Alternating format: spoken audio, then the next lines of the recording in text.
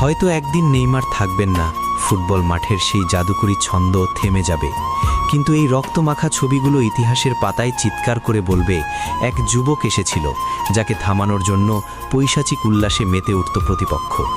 Neymar কোনো সাধারণ নাম নয়, নেইমার মানে এক বুক হাহাকার আর হাজারো ত্যাগের গল্প। তার প্রতিটা ক্ষত আমাদের মনে করিয়ে দেয়